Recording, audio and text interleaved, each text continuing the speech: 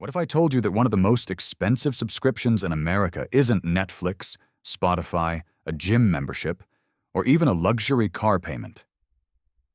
It's a house. And the crazy part is that most people never realize they signed up for it. Meet Brian. A few years ago, Brian did what everyone told him was the smart thing to do. He bought a beautiful 3,200 square foot house for $475,000. Big kitchen, 3 bathrooms, huge living room, extra bedrooms. The kind of house that makes people stop and say, "Wow, you've really made it." When Brian got approved for the mortgage, he was thrilled. His monthly payment would be about $2,800. It felt manageable. He had a good job. The bank approved him. Everything seemed fine. But then something strange started happening. The first summer arrived. His air conditioning bill came in. $430? He thought it was a mistake. Then winter arrived. Heating bill? $370. Then came property taxes, insurance, HOA fees, maintenance, lawn care, repairs. And suddenly Brian discovered something nobody had ever explained to him. The mortgage wasn't the biggest bill. It was just the admission ticket. When everything was added together, the true cost of owning that house wasn't $2,800 per month. It was $4,477 every month. More than $53,000 every year. Think about that for a second. That's an extra 20 grand disappearing annually that Brian never planned for. And here's where things got worse. From the outside, Brian looked successful.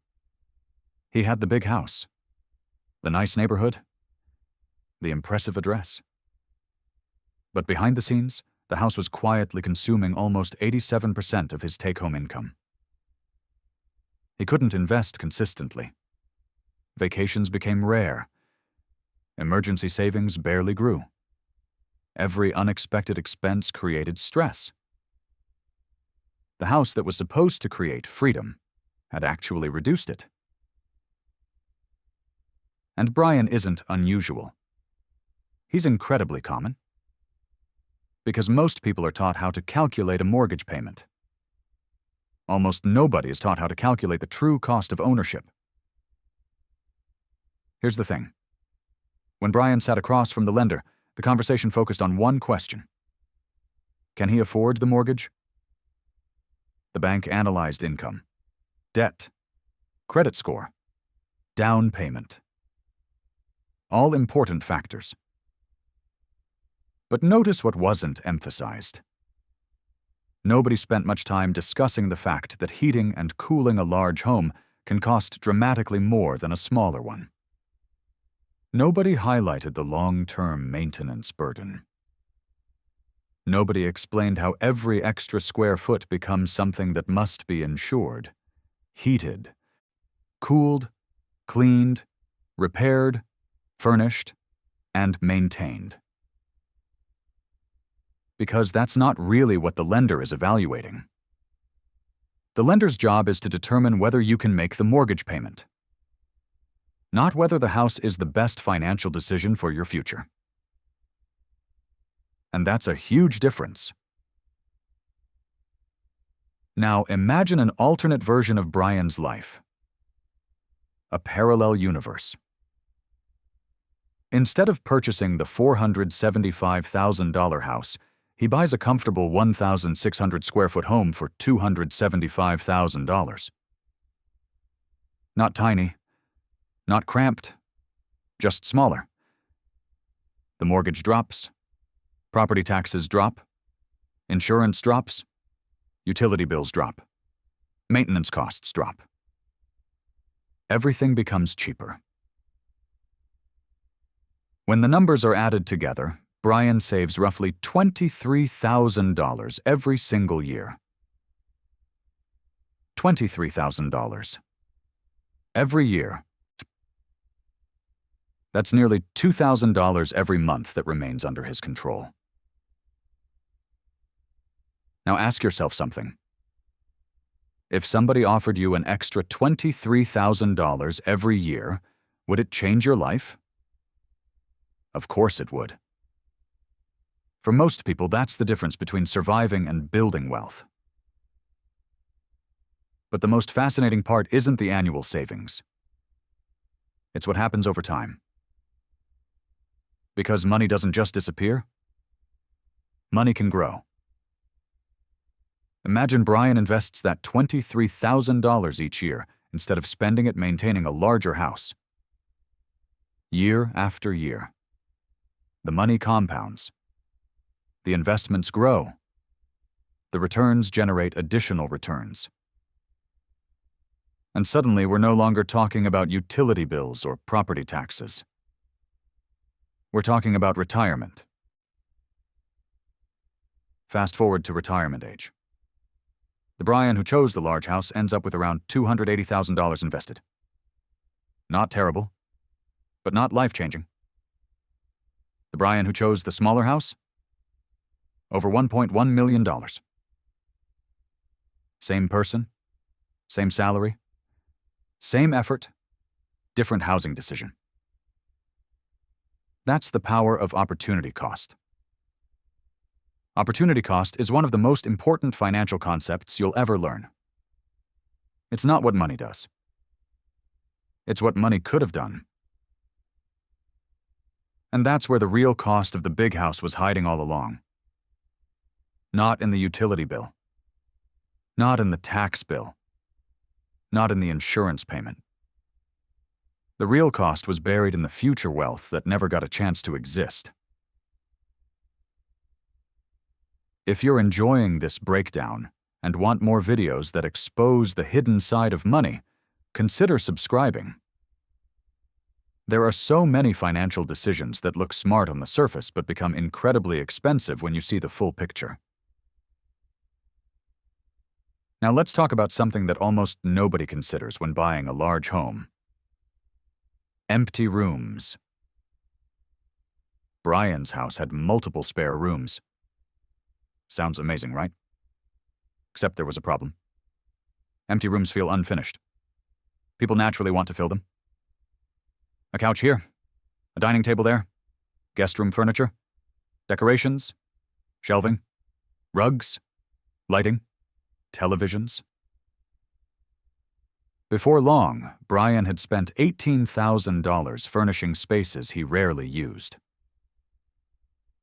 And because much of it went onto credit cards, interest pushed the total cost above $23,000.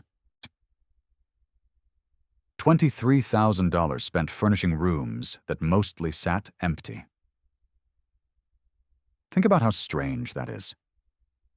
Imagine renting a storage unit for years and filling it with furniture you almost never touch. Most people would immediately recognize that as wasteful.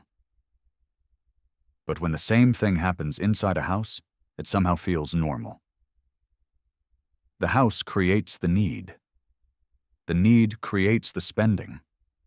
And the spending creates more financial pressure. The cycle continues. What's even more interesting is what researchers have discovered about larger homes.